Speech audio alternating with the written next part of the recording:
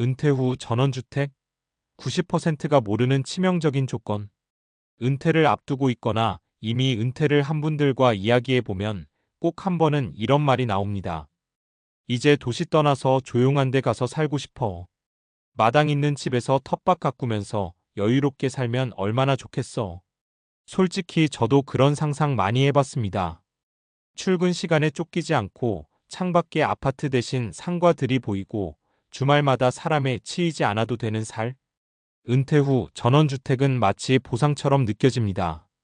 평생 일한 나에게 주는 선물 같은 그림이죠. 그런데요, 현실은 생각보다 다릅니다. 제가 상담을 하면서 또 주변 지인들의 사례를 보면서 느낀 게 하나 있습니다. 전원주택 자체가 문제가 아니라 준비되지 않은 상태로 들어가는 게 문제라는 겁니다. 특히 90%가 놓치는 치명적인 조건이 하나 있습니다. 그건 바로 내가 늙어가는 속도와 집이 요구하는 노동의 속도는 다르다는 사실입니다. 1. 전원주택은 집이 아니라 작은 운영체제입니다. 아파트에 살 때는 관리비를 냅니다. 그 안에 청소, 보안, 시설 관리, 눈 치우기, 배관 문제까지 다 포함되어 있습니다. 불편하면 관리사무소에 전화하면 됩니다. 그런데 전원주택은 다릅니다. 잔디는 내가 깎아야 합니다. 잡초는 내가 뽑아야 합니다. 겨울에 눈이 오면 내가 치워야 합니다. 수도관이 얼면 내가 해결해야 합니다. 하수, 정화조, 보일러, 지붕, 외벽 전부 내 책임입니다. 60대 초반에는 할만합니다. 오히려 즐겁습니다. 운동도 되고 좋네. 이렇게 생각합니다. 문제는 70대 중반 이후입니다. 사례 1. 65세의 귀촌한 박 선생님. 박 선생님은 65세에 퇴직하고 경기도 외곽에 전원주택을 지었습니다. 텃밭 200평, 잔디마당, 작은 연못까지 갖춘 멋진 집이었습니다. 처음 3년은 정말 행복했다고 합니다. 아침마다 풀냄새 맡으면서 커피 마시는 게 그렇게 좋더라고. 그런데 72세가 되면서 무릎이 안 좋아졌습니다. 잔디 깎는 기계를 미는 게 점점 힘들어졌고 여름이면 잡초가 감당이 안 됐습니다. 업체를 부르기 시작했는데 한 달 관리비가 70만 원을 넘었습니다. 결국 75세에 집을 내놓았습니다. 문제는 전원주택은 아파트만큼 빨리 팔리지 않는다는 것이었습니다. 1년 넘게 매물이 묶였고 결국 처음 투자한 비용보다 1억 이상 낮은 가격에 처분했습니다. 집이 나를 편하게 해줄 줄 알았는데 내가 집을 모시고 살더라. 이 말이 아직도 기억에 남습니다. 2. 병원과의 거리, 이건 선택이 아니라 생존 조건입니다. 은퇴 후 삶에서 가장 큰 변수는 건강입니다. 젊을 때는 병원? 30분이면 가지 뭐. 라고 생각합니다. 그런데 응급 상황은 다릅니다. 사례 2. 68세의 귀촌한 부부. 강원도에 내려간 한 부부가 있었습니다. 공기 좋고 조용한 동네였습니다. 문제는 종합병원이 차로 50분 거리였다는 겁니다. 어느 날 밤 남편이 갑자기 가슴 통증을 호소했습니다. 119가 오기까지 20분, 병원 도착까지 1시간 이상. 다행히 큰일은 아니었지만 그날 이후 아내는 불안에 시달렸습니다. 결국 2년 만에 다시 수도권으로 돌아왔습니다. 자연은 좋은데 마음이 편하지 않더라. 전원 생활의 질은 자연 풍경이 아니라 의료 접근성이 좌우합니다. 특히 70대 이후에는 대형 병원까지 2030분 이내인지 반드시 확인해야 합니다. 3.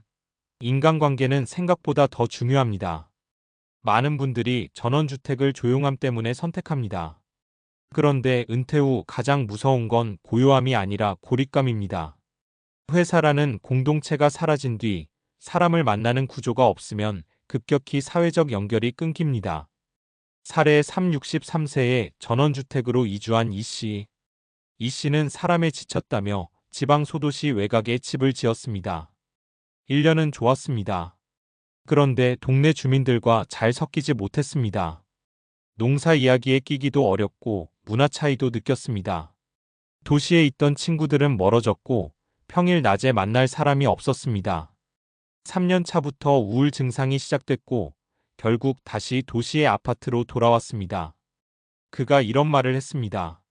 나는 자연이 필요했던 게 아니라 관계에 지쳤던 거더라. 은퇴 후에는 집보다 사람과의 연결 구조가 훨씬 중요합니다. 문화센터, 동호회, 교회나 성당, 친구 모임, 산책 커뮤니티 이런 장치가 있는지 반드시 확인해야 합니다.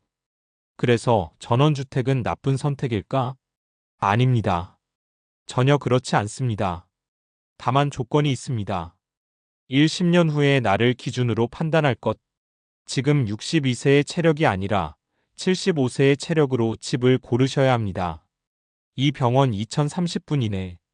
대형 병원 접근성은 있으면 좋은 조건이 아니라 필수입니다. 상관리 대행 비용을 예산에 포함. 잔디, 제설, 시설 점검을 외주 맡길 경우 매달 얼마가 들어가는지 계산해야 합니다. 최소 6개월 이상 살아보고 결정. 가능하면 전세나 단기 임대로 먼저 살아보세요.